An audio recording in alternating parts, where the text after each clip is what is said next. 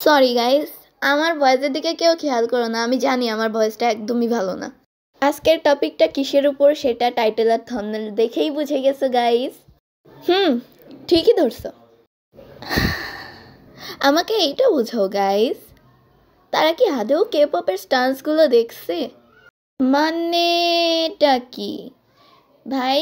কে পপের যে স্টান্সগুলো, ওইগুলো মোটর সাইকেলের যে স্টান্স, ওইগুলো থেকে কম না।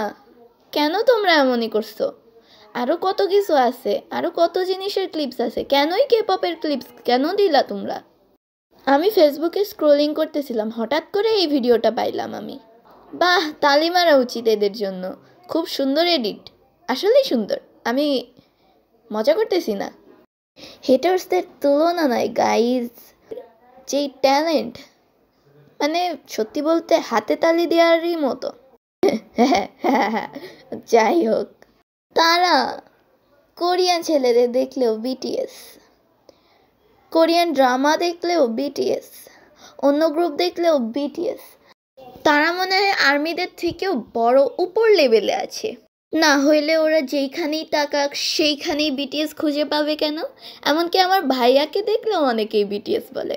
বাহ, এই জিনিসটা তোমরা দেখতে পারতেছো হেটার্স? সেটা বিটিএস হেটার্সই হোক বা কে পপ হেটার্সই হোক। মাঝে মাঝে স্ক্রোলিং করতে করতে ফেসবুকের মধ্যে আসে বিটিএসের পিকচার দেখিয়ে বলে বস্তির ছেলেমেয়েরা যেভাবে সফলতা লাভ করে এবং মানে মানুষরা যেইভাবে সফলতা লাভ করে, লাইক মেসি, রোনালদো, এদের পিক দেখিয়ে বলে কি তোমরা কি জানো না মেসি, রোনালদো, আবার নেইমার, এরা সবাই বিটিএস আর্মি। শোনো হেটার্সরা, কে পপ আইডলরা ভদ্র হতে পারে, কিন্তু কে পপ ফ্যান্ডম একদমই না। একটু দূরে দূরে থাকো, যখন তোমার উপর ভারী হয়ে যাবে তখন বুঝবা। এই বাংলাদেশে কে পপ বিটিএস আর্মি এরা হেটার্সদের তুলনায় কম, কিন্তু যতই তোমরা অপমান করো না কেন, সেই লাভার, সেই আর্মি, সেই স্টে যাই বলো না কেন, হাল ছাড়ে না, হাল ছাড়বেও না। হ্যাঁ, কিছু কিছু টক্সিক ফ্যান্ডম আছে যারা হাল ছেড়ে দেয়, পরে নিজেরাই হেটার্সে পরিণত হয়।